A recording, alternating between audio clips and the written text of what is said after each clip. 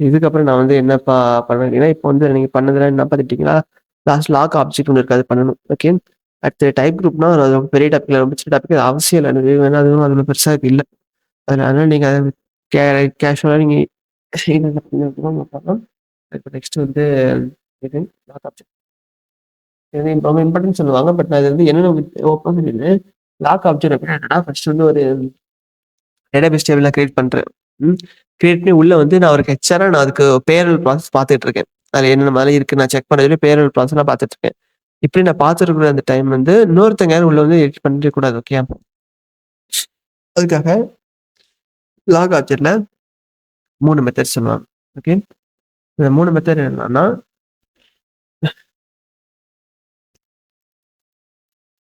இந்த PPT open பண்ணியாச்சு. அது உங்களுக்கு இன்னும் ஈஸியா அண்டர்ஸ்டாண்டபிளா இருக்கும்.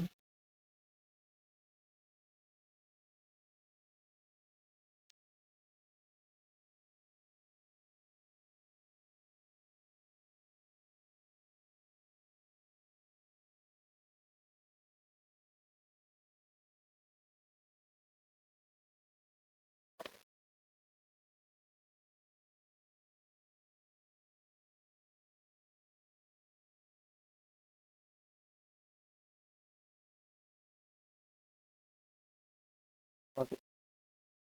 லாக் ஆப்ஜெக்ட் எல்லாத்தையும் பார்க்கணும். Lock object. Okay.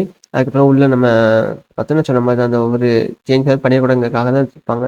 Access content access யார் டேட்டாபேஸ் ஆட் யாரெல்லாம் ஆக்சஸ் பண்ணணும், எதுக்கெல்லாம் ஆக்சஸ் பண்ணலாம், அவங்க அப்டேட் பண்ணலாம் பண்ணக்கூடாது எல்லாம் கண்ட்ரோல் இருப்பாங்க. Shared lock, exclusive lock and exclusive but not cumulative lock. இதெல்லாம் மல்டிபிள் யூசர் வந்து அதை ரீட் பண்ணிக்கலாம். பட் நோ ஒன் யாருமே ரைட் பண்ண முடியாது. ரீட் பண்ணிக்கலாம். ஃபார் எக்ஸாம்பிள் டிஃபால்ட் உடைய மாரா table and PNK bank table. Okay. அடுத்து எக்ஸ்க்ளூசிவ் லாக்னா ஒரே ஒருத்தர் தான் யூஸ் பண்ணிக்கலாம். அதாவது ஒருத்தர் தான் யூஸ் பண்ண முடியும். அது ரீட் பண்ணி ரெண்டுமே ஒரே ஆள் யூஸ் பண்ணி எக்ஸ்க்ளூசிவ் பட் நாட் குமுலேட்டிவ் லாக்னு இருக்கு. Exclusive but not cumulative lock அப்படின்னா ஒரு யூசர் வந்து கேன் சேஞ்ச் பட் ஓகே. ஒருத்தவங்க வந்து எடிட் பண்ணும்போது இன்னொருத்தவங்க வர முடியாது. அவங்க எப்போ முடிச்சுட்டு சேவ் பண்ணிட்டு அடுத்து தான் திருப்பி அவங்களால அதை யூஸ் பண்ண முடியும். ஓகே. திருப்பி யூஸ் பண்ணி திருப்பி அவங்களால பார்க்க முடியும். ஓகே. இதான் இந்த 3 தான் ஓவராலா இருக்கு லாக் ஆப்ஜெக்ட். லாக் ஆப்ஜெக்ட் என்ன அண்டர்ஸ்டாண்ட் பண்ணிக்கோங்க. அது ஒரு டேபிள் நம்ம டிக்ளேர் பண்ணுறது நம்ம பார்த்துக்கோங்க. டீப்பா நம்ம கோடுக்குள்ள போக வேண்டாம். ஓகே. டீப்பா நம்ம கோடுக்குள்ள போனா நமக்கு ரொம்ப கன்ஃபியூஸ் ஆகும். அது போக அது வந்து கரெக்டா வராது. ஓகே. நான் செக் பண்ணி பார்த்தேன். நானும் ட்ரை பண்ணி பார்த்தேன். ஸோ அது அந்த ரொம்ப இம்பார்ட்டன்ட் இல்லைன்னு சொன்னாங்க. நான் இதெல்லாம் ட்ரை பண்ணி பார்த்தேன். எனக்கு அதெல்லாம் வரல. பட் லாக் ஆகாது. ஓகே. நான் பார்த்தது லாக் ஆகல. ஆனா கேட்டா அதுக்கான ரீசன் வந்து சொல்லிருக்கேன். இதெல்லாம் தெரிஞ்சுக்கணும்னு கேட்டாங்கன்னா, லாக் ஆப்ஜெக்ட் என்ன தெரிஞ்சுக்கோங்க. அடுத்து லாக் அதில் உள்ள நம்ம என்னென்ன காம்பனன்ட்லாம் யூஸ் பண்ணணும் தெரிஞ்சுக்கோங்க. அடுத்து அதுக்குள்ள உள்ள டெக்னிக்கல் வேர்ட்ஸ் இந்தாக்கா. டெக்னிக்கலா என்கியூனா என்ன, டிக்யூன்னு எழுதிருக்கேன். என்கியூனா என்னன்னா நம்ம வந்து டேபிள் வந்து லாக் பண்றோம். டிக்யூனா அதை ரிலீஸ் பண்றோம். அதான் வேற ஒண்ணுமே கிடையாது. அது எங்க இருந்து இருந்தாக்கலாம். ஃபார் எக்ஸாம்பிள் நான் காமிக்கிறதுக்காக இருந்தாக்கா உள்ள பண்ணல தான் இருக்க போகுது. லாக் ஆப்ஜெக்ட் நம்ம இந்த டேட்டா ஒரு ஷார்ட் பண்ணுவோம். அடுத்து டேபிள்ஸ்ல வந்து அந்த டேபிள் நேம் போட்டு இதுல என்ன மாதிரி லாக்னா ரைட் லாக் கொடுத்துட்டு என்ட்ரு கொடுத்தோடனே எனக்கு வந்து கீழே வந்துடும். இதாக்கா சைடில் லாக் பேராமீட்டர் வந்து கீழே வந்துடும். இப்போ அந்த நம்பர் போட்டு என்ன பிரைமரிக்கோ அது லாக் ஆயிரும். ஓகே. அது லாக் மாடியூல்ஸ் அந்த கோட்டில் போய் லாக் மாடியூல்ஸ் கொடுத்தீங்கன்னா அந்த மேலுக்கு வரும். ஓகே. இது வரை போதும். ஓகே. லேர்ன் பண்ணிக்கோங்க. இது ஓகே முடிஞ்சிச்சா?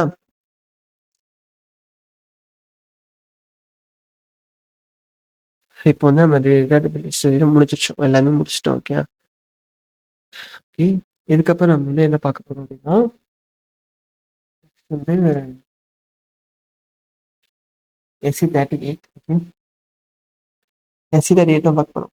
SC38ல வந்து ஃபர்ஸ்ட் ஒரு அபாப் ப்ரோக்ராம் டைப் பண்ணி பார்க்க போறோம்.